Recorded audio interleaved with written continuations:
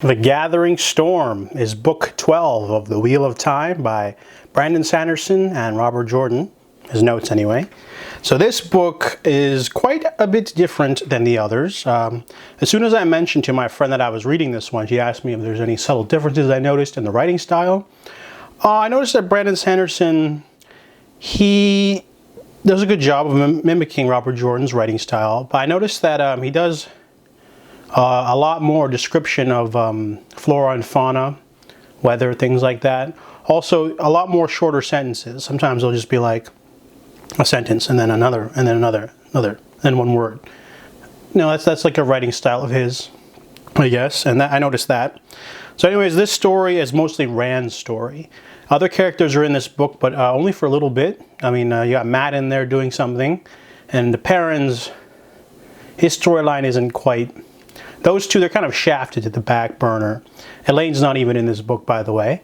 Aviendha gets a little bit of stuff to do, but it's mostly Rand. He's dealing with something that happened to him in the last book, and he's becoming a lot harder emotionally. He's trying to steel himself for what he has to do, what he has to sacrifice. He's becoming at odds with himself as a person, and that's kind of like the main theme of this book, and it has a fantastic resolution.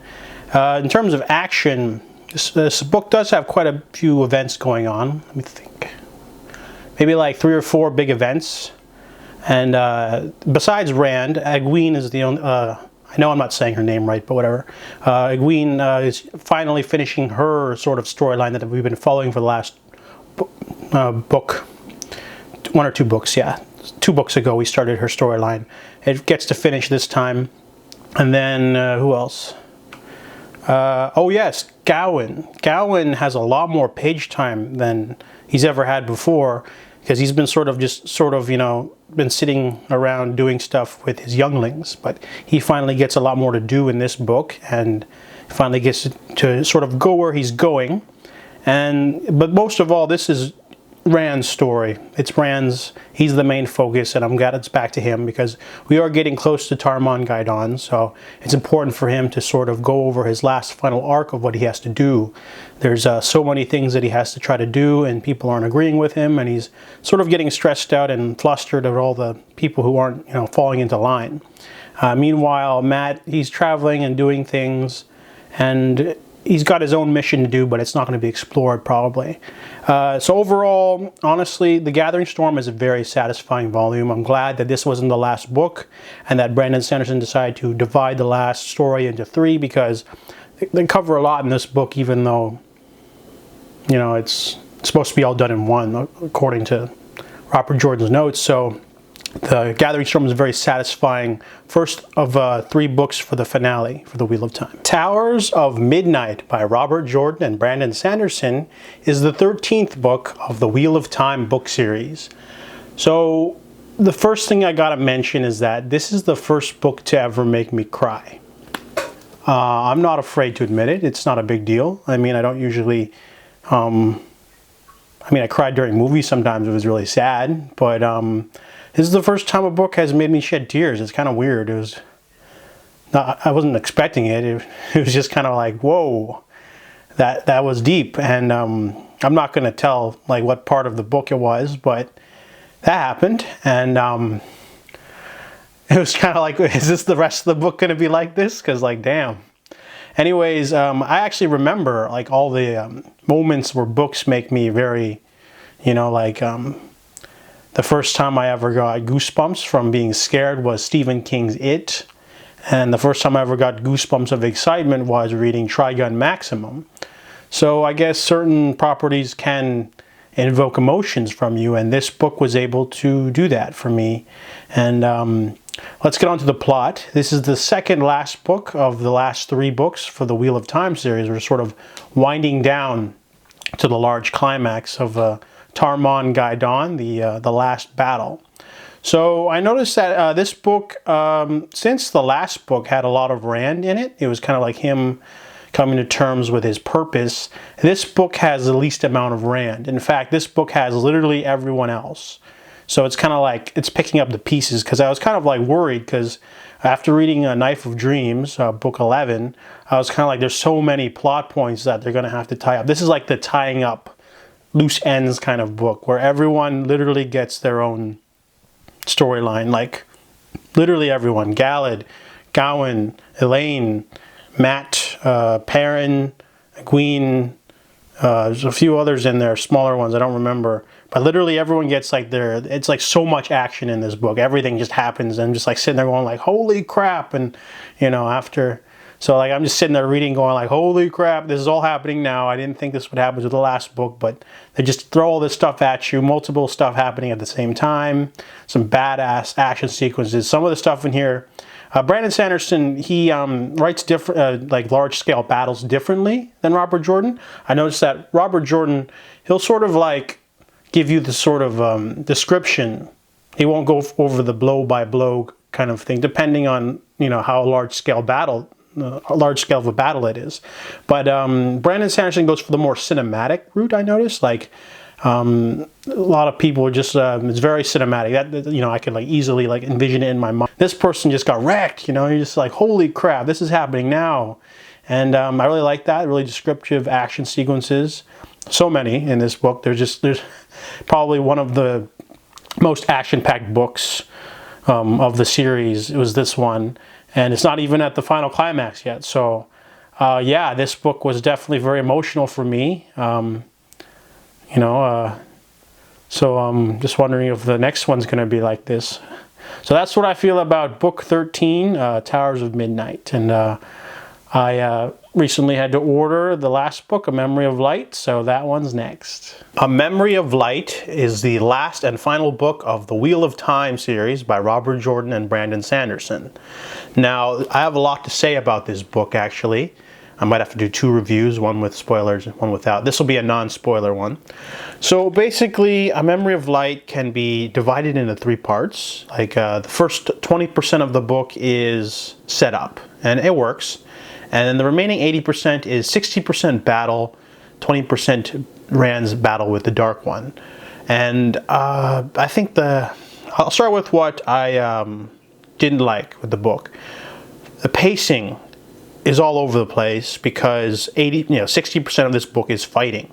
And I don't know if it was Brandon Sanderson's like intent to make it repetitive and a slog to get through, because he's trying to like mimic what it'd be like to be in a battle. You know, like most of the time you think, oh, a big battle, you read about it, but instead he's like taking you through the minutiae of the entire thing, like literally like pikeman formations, what kind of weapons, who's flanking who's traveling here, who's doing that, who's supporting, who's doing this. And like it's literally, 60% of the book is reading about battles, and it gets kind of boring and repetitive.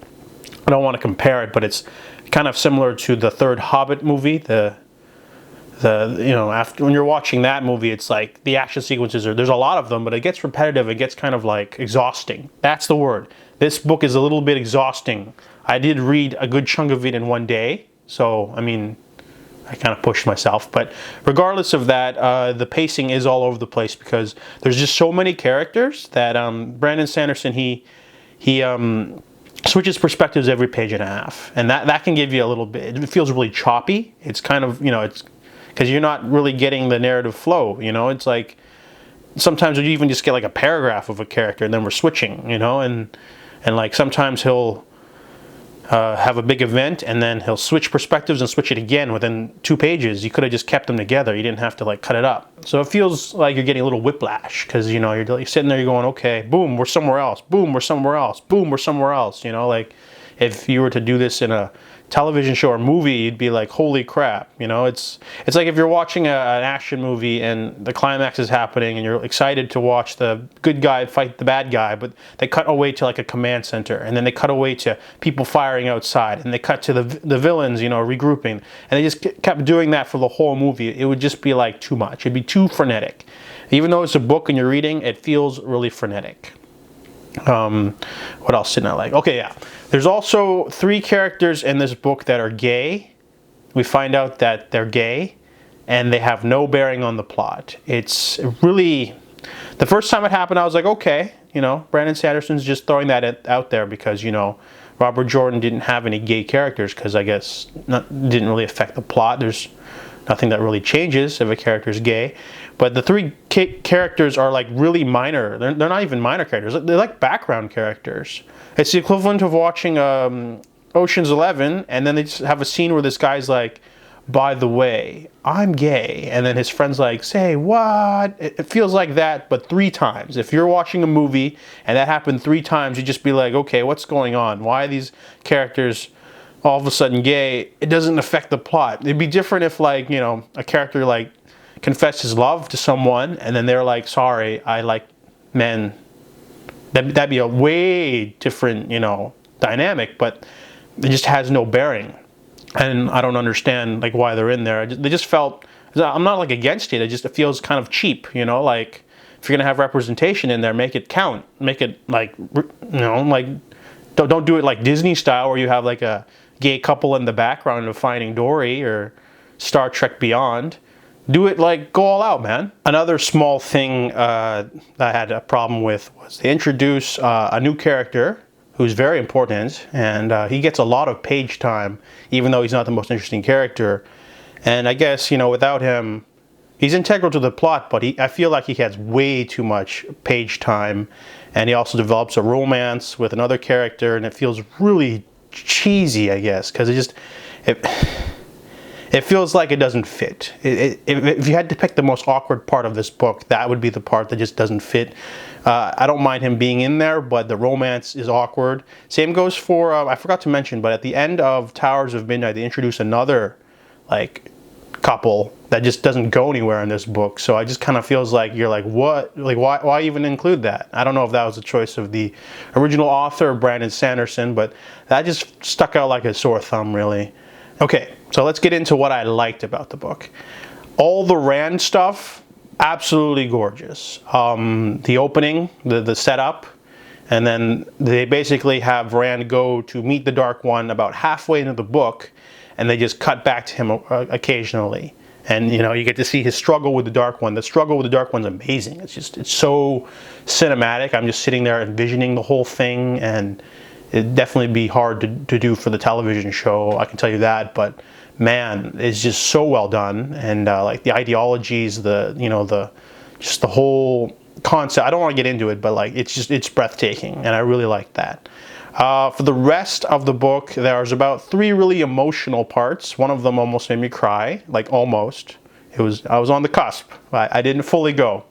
And then there's about 7 oh shit moments, and this book is packed with climaxes and fight scenes. The battle scenes are boring, but the duels themselves are just, you're just sitting there going like, ah, it was amazing. And yeah, there's a lot of just like stuff happening, and you can get overwhelmed a little bit. And some things get glossed over though. They introduce a new element at the end there for the villains, and they don't really go into that at all. And they're just sort of there. It's hard to like, you buy it, but you're just kind of like, huh? And then same goes for like the other villains, the other Dreadlords and the other armies and stuff. They just sort of gloss over what happens to them. They're just sort of like, I guess they you know, whatever. And I'm like okay with that, I guess. But some of the power level, yeah, I'm going back to what I don't like, but some of the power levels were definitely off. Like definitely off. I can't get into it, but that just made me go like, you know, I'm just sitting there reading, I'm like, wait a second, how is this possible? And then same goes for the number of troops, and they don't really like have a definite number, so it kind of fluxes back and forth, and you're kind of like, wait, damn. And yeah, so I can't get too much into the plot, but overall, A Memory of Light is a very satisfying novel, simply because of you get the finality to it, you know, like these characters are doing these things, and yeah, and yeah, I mean, the ending's great, the Rand stuff is great. Just the only biggest gripe I have with this book is that it's narratively really choppy, because every like page and a half switches perspectives, and too much battle going on. They could have cut a little bit of that and made, you know, it was more of a, you know, tell me, not show me. So it's kind of like, okay, we're going to talk about battle strategies. It's going to be really boring. Until someone has a duel, anyway. So yeah, Memory of Light is overall a very satisfying finale for 14 books. yeah, so that's all I have to say about that.